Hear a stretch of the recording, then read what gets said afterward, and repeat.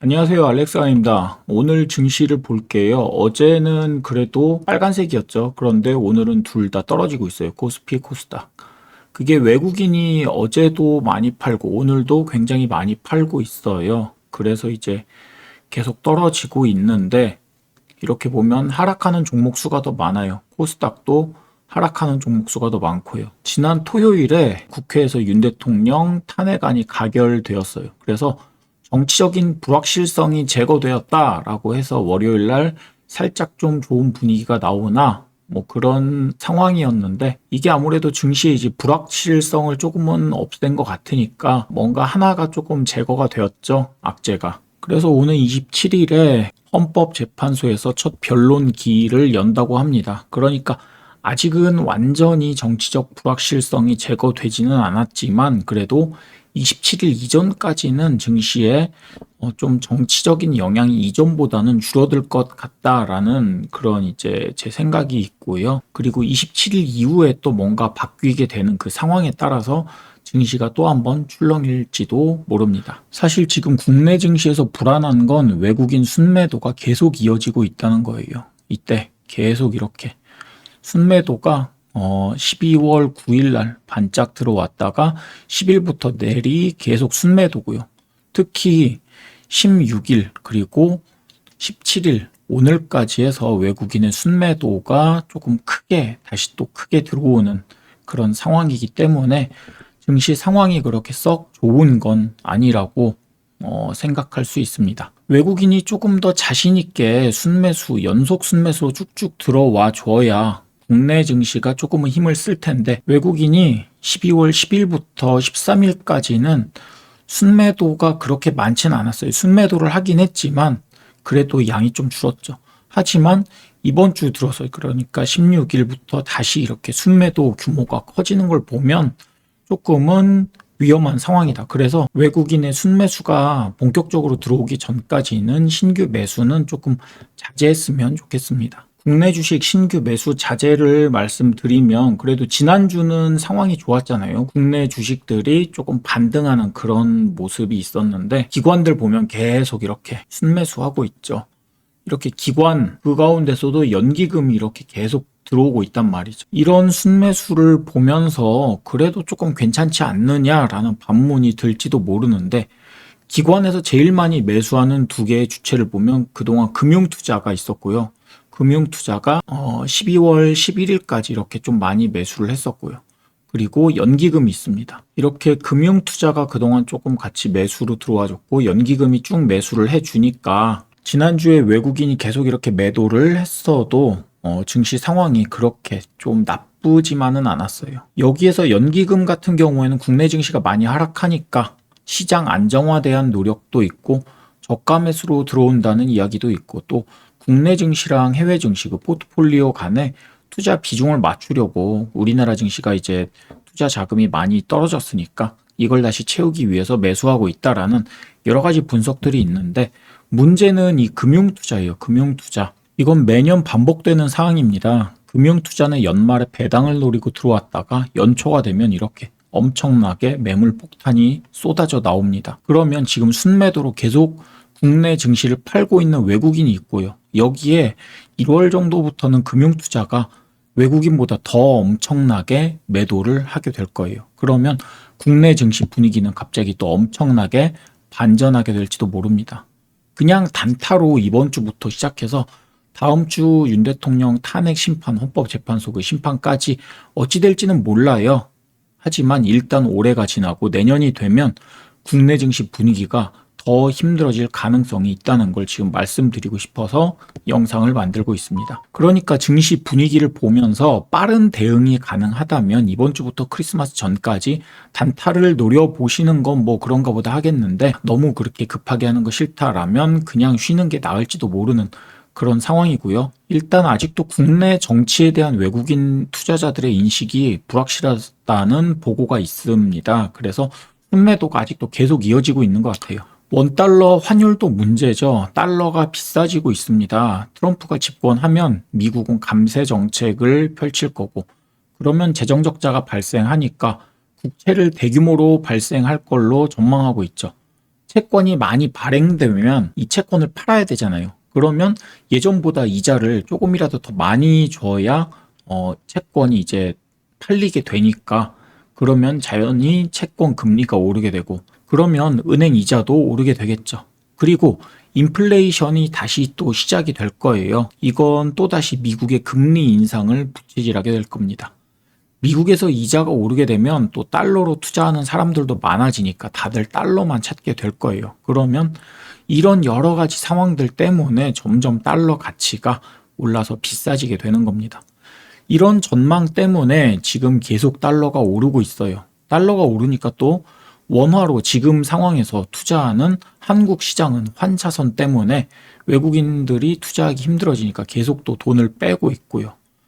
지금 강달러가 뭐 정점이다라는 이런 이야기도 있는데, 사실 앞으로 어찌 될지는 아무도 모르잖아요. 그냥 이대로 쭉 흘러갈지 아니면 더 출렁일지 말이죠. 그래서 요즘 같은 시기는 기승전 미국 주식이라고 항상 말씀드리고 있는 겁니다. 그래서 서학개미 순매수 추이를 보면 이렇게 11월 들어서 미국 주식을 굉장히 이제 많이 사들이고 있고요. 12월 달 들어서 우리나라 사람들이 순매수를 많이 한 미국 주식들을 보면 팔란티어, 테슬라 뭐 이런 것들이 있어요. 그런데 여기 보면 테슬라 요즘에 굉장히 많이 오르고 있는데, 이 테슬라의 2배를 더 많이 산 게 이제 팔란티어라는 거죠. 그래서 최근 발빠른 서학개미들은 팔란티어 테크놀로지스에 열광하고 있다는 걸 보면서 팔란티어를 오늘은 간단히 살펴보려고 합니다. 팔란티어는 대테러 조사 및 운영을 지원하는 소프트웨어를 만들고 있습니다.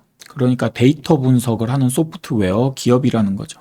이 기업은 군사적인 활용을 먼저 시작으로 성장을 했는데, 지금은 이걸 이제 더 개발을 해서 정부와 비즈니스용 데이터 분석 플랫폼으로까지 성장을 한 겁니다. 팔란티어가 크게 성장할 수 있었던 건 우크라이나 전쟁이 진짜 컸죠. 우크라이나에 소프트웨어를 무상으로 제공하면서 전쟁 데이터를 계속 수집하고 이걸 바탕으로 계속 이제 노하우를 쌓아간 거죠. 이걸 발전시켜서 지금 비즈니스 영역까지 확장한 거고 말입니다. 예를 들어서 우크라이나에서 위성, 뭐 열감지기, SNS, 정찰 드론, 스파이 정보, 이런 모든 단편적인 정보들을 종합을 해서 앞으로 작전을 어떻게 해야 하는지 이걸 AI가 정리를 해서 알려준다는 거죠. 그리고 이건 기업에서 동일하게 사용이 가능해요. 공급망 문제라든지 시장 변화 상황, 뭐 원자재 가격 변화 추이, 각종 뭐 지정학적 문제, 뭐 이런 것들, 이런 단편적인 정보들을 AI가 다시 또 정리를 해서 의사결정을 즉각 할 수 있도록 도와주기 때문이죠. 만약에 이건 뭐 제 생각인데, 삼성전자가 이재용 회장이 이제 감옥 들락날락 거리면서 HBM 이걸 놓쳤잖아요. 하이닉스에 빼앗겼죠. 만약에 이 당시에 팔란티어의 인공지능 이런 이제 의사결정 시스템 이런 게 있었다면 기업의 장단기적 문제를 재빨리 파악을 하고 대응을 할 수 있지 않았을까, 뭐 이런 생각도 할 수가 있습니다. 지금 팔란티어에 열광하는 이유 가운데 하나가 트럼프와 일론 머스크의 정책 때문입니다. 정부 효율위원회라고 해서 정부의 비효율적인 부분을 대폭 정리한다는 건데, 만약에 팔란티어 같은 인공지능 회사의 소프트웨어를 사용하게 된다면 일 안 하는 공무원들 뭐 여러 명 다 정리하고도 지금보다 더 원활하게 정부가 돌아갈 수 있게 그렇게 만들 거라는 기대가 있기 때문이죠. 그리고 이건 정부뿐만이 아니라 인공지능 차원에서도 엄청나게 큰 발전 요소고요. 기업용 인공지능 소프트웨어 시장이 이제 시작이라는 말이 많습니다. 물론 팔란티어 주가가 아직은 조금 고평가라는 말이 많이 나오고 있어요. 그래서 주가가 24년 1월에는 이렇게 뭐 20달러 그 정도였는데, 주가가 지금은 80달러 선까지 이제 올랐죠. 80달러 찍고 살짝 내렸는데 계속 이렇게 상승이 가파르기 때문에 자칫 눌림목이 이제 한두 번 정도 나올 수 있지 않을까, 뭐 이런 불안도 있지만 뭐 이런 거 반드시 염두를 해둬야 돼요. 언제 다시 꺾일지 모른다. 왜냐하면 아무리 이 회사가 잘 나간다고 해도 PER 800배는 예전에 테슬라도 이러지 않았거든요. 이렇게 주가가 계속 오르는 이유는 미래의 성장에 대한 기대가 크기 때문이죠.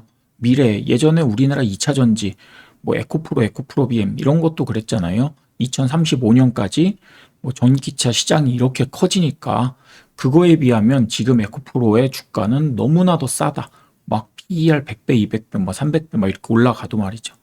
이런 것처럼 지금 팔란티어 주가를 보면 실적에 비해서 너무 좀 고평가다라는 말이 나오고는 있지만 그래도 연간 실적으로 볼게요. 연간 실적으로 보면 21년도, 22년도만 해도 아예 계속 단기 순이익이 이렇게 마이너스였어요. 적자였죠. 적자 기업이었는데 23년도에 드디어 흑자 기업으로 변신했습니다. 흑자로 돌아선 거예요. 그리고 분기 실적으로 보면 24년 들어서 매출이 계속 늘어나고 있죠. 이렇게 매출도 늘어나고 계속 꾸준히 이제 나오고 있고 그래서 세전 손익도 계속 이렇게 늘고 있고요. 이걸 보면 이미 24년도는 1분기, 2분기만으로 23년도의 실적을 넘어섰고요. 그리고 3분기 실적은 더 크게 늘었고 그러면 PBR은 이제 38배.